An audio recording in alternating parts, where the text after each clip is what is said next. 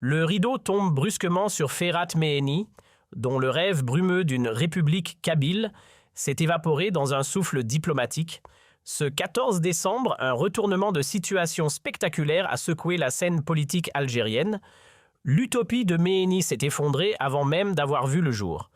La France, dans un élan aussi fulgurant qu'inattendu, a décidé de l'expulser sans crier gare tout en supprimant purement et simplement l'événement qui devait réunir ses fidèles et une poignée de conseillers internationaux engagés depuis des lustres dans cette croisade chimérique. Une page se tourne, ou plutôt se déchire avec fracas. Selon une source informée, tous les membres de la réunion ont été immédiatement expulsés par les autorités françaises, provoquant un choc majeur parmi les partisans de Méhéni et les observateurs de l'affaire qui pensaient que cette journée serait un moment historique. Auparavant, Méhéni avait fait des déclarations très controversées, affirmant publiquement qu'il ne se considérait pas comme algérien mais comme kabyle et soutenant que les problèmes actuels remontaient à des décennies depuis 1963. Cependant, les analystes estiment que ce calendrier ne correspond pas à la réalité et que les tensions ont commencé à s'intensifier au début des années 2000.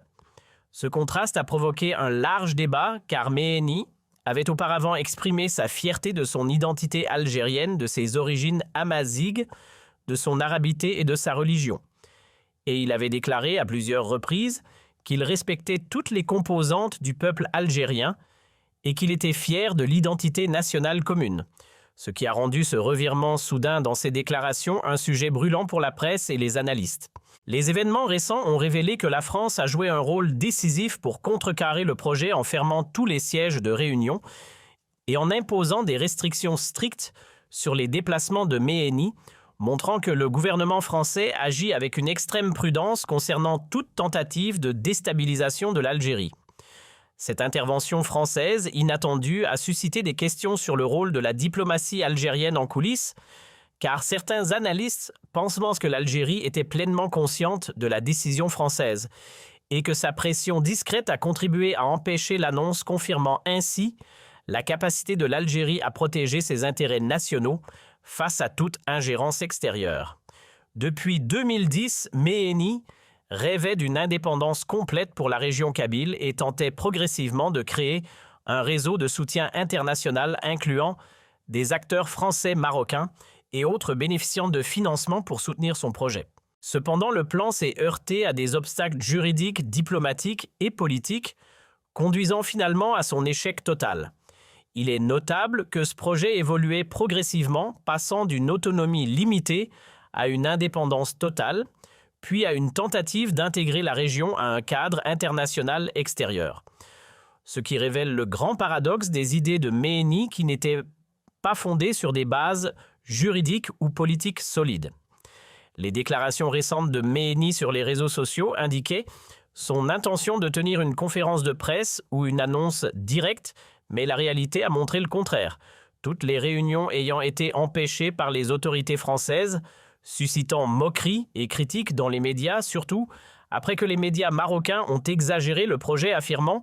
que des dizaines de pays reconnaîtraient la République fictive,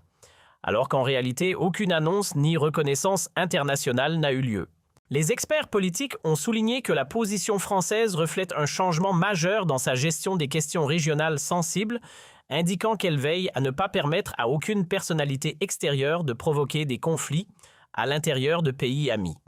Ils ont également confirmé que l'Algérie était informée à l'avance de la décision française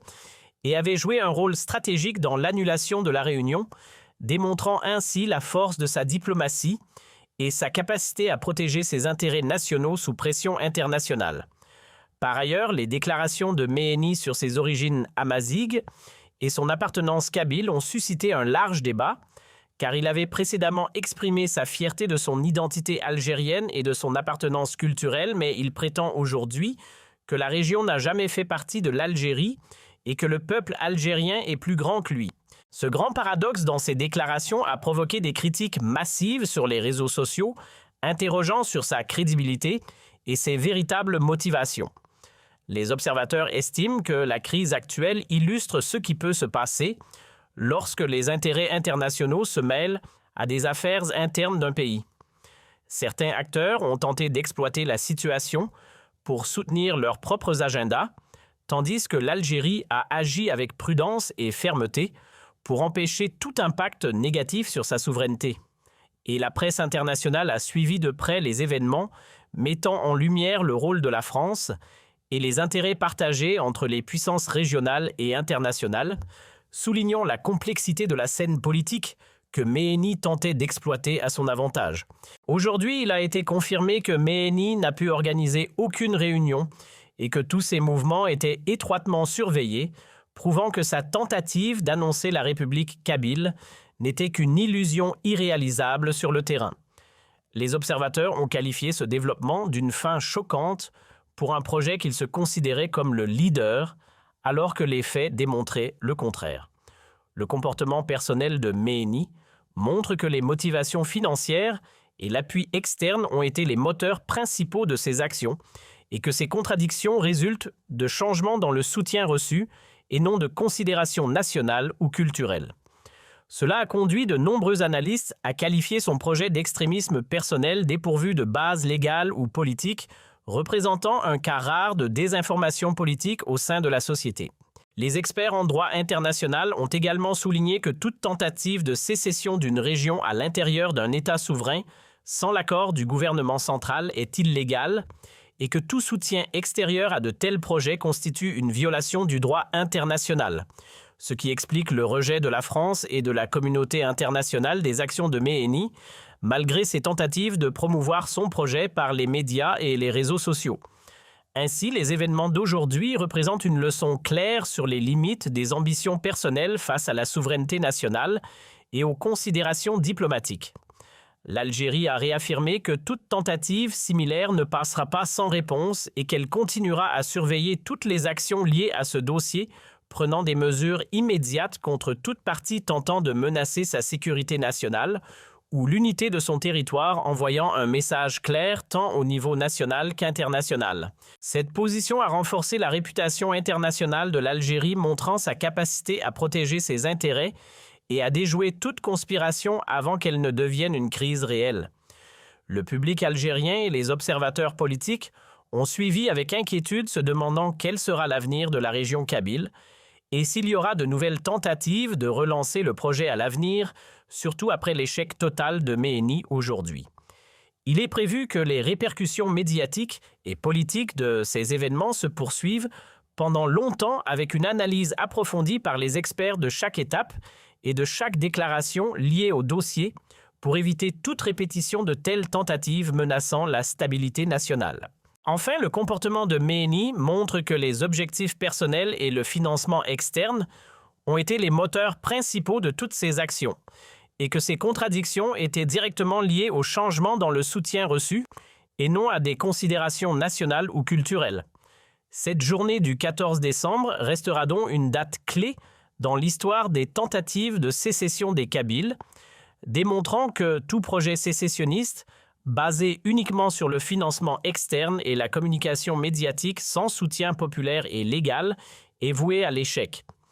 Les analystes algériens ont insisté sur le fait que cette fin soudaine pour Méhéni constitue une leçon pour tous ceux qui pensent que le pouvoir médiatique ou le financement extérieur suffisent à atteindre des objectifs politiques à l'intérieur de l'Algérie,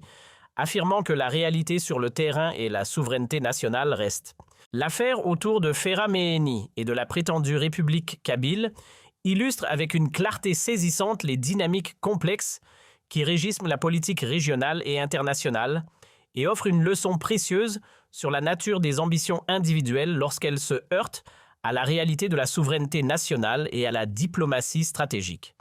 L'ensemble des faits démontre que toute tentative de sécession ou d'autonomie forcée fondée uniquement sur des promesses extérieures et un soutien financier international est vouée à l'échec si elle ne repose pas sur un fondement légal solide, sur un consensus populaire réel et sur une préparation politique méthodique. L'affaire Méhéni, qui semblait à première vue être une initiative capable de modifier les frontières ou les équilibres dans la région nord-africaine,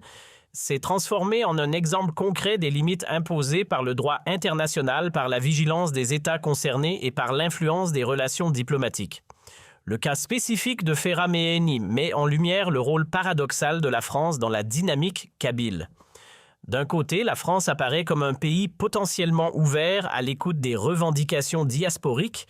ou des minorités, et de l'autre, elle agit avec une prudence extrême dès qu'il s'agit de toucher à l'intégrité territoriale d'un État souverain. L'intervention française, qui s'est traduite par l'annulation immédiate du rassemblement prévu et l'expulsion des participants, illustre parfaitement cette prudence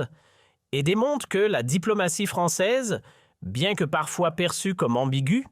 s'est imposée des limites claires lorsque la stabilité régionale est en jeu.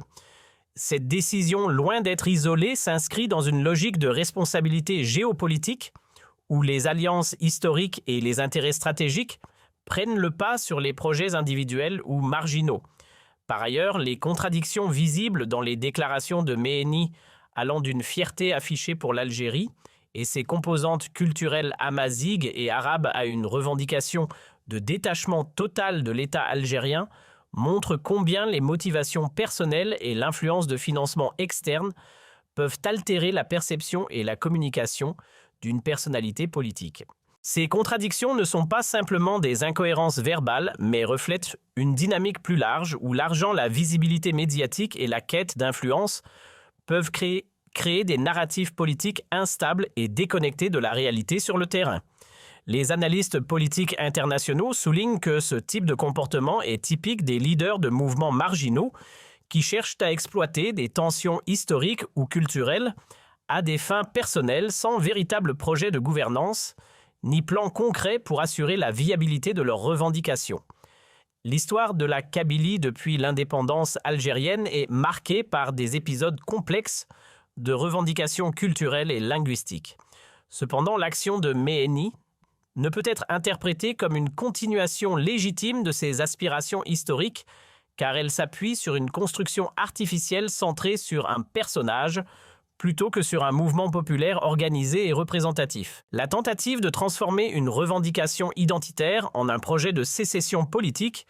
illustre le danger de personnaliser les mouvements collectifs et montre combien la manipulation médiatique et financière peut donner l'impression d'un soutien massif alors qu'il s'agit souvent d'une illusion. L'analyse détaillée de la chronologie des événements indique que la prétendue légitimité du projet était étroitement liée à des fonds externes et à la promotion médiatique, et qu'elle s'est rapidement effondrée dès que ces leviers ont été neutralisés par la diplomatie algérienne et l'intervention française.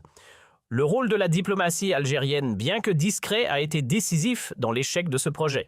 La coordination des actions, la pression exercée sur les instances internationales et la surveillance des mouvements politiques internes et externes démontrent la capacité de l'Algérie à protéger son intégrité et à anticiper les tentatives de déstabilisation. Ce cas illustre également la complexité des relations internationales contemporaines, où chaque initiative locale peut être amplifiée par des acteurs externes, mais doit néanmoins se confronter à la réalité des rapports de force et aux contraintes légales. Le succès des mesures algériennes montre que la souveraineté ne se défend pas seulement par des moyens militaires, mais également par une diplomatie fine, une anticipation stratégique et une gestion efficace des informations et des perceptions médiatiques. L'aspect médiatique de cette affaire ne peut être sous-estimé. L'utilisation intensive des réseaux sociaux et des plateformes numériques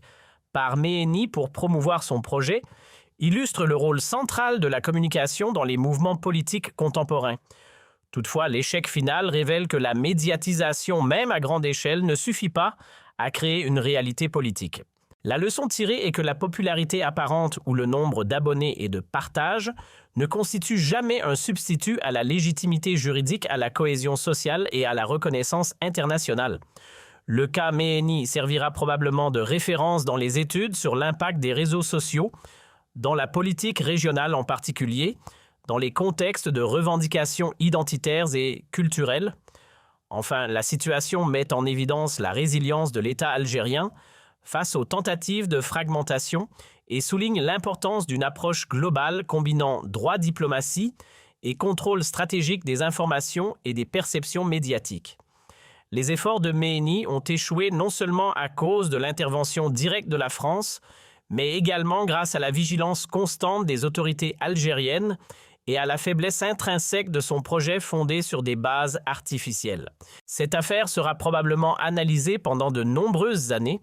comme un exemple de la manière dont les ambitions individuelles, lorsqu'elles ne sont pas étayées par la légitimité populaire et internationale, se heurtent inévitablement à la réalité politique et diplomatique, et ce, malgré la mise en scène médiatique et les financements externes.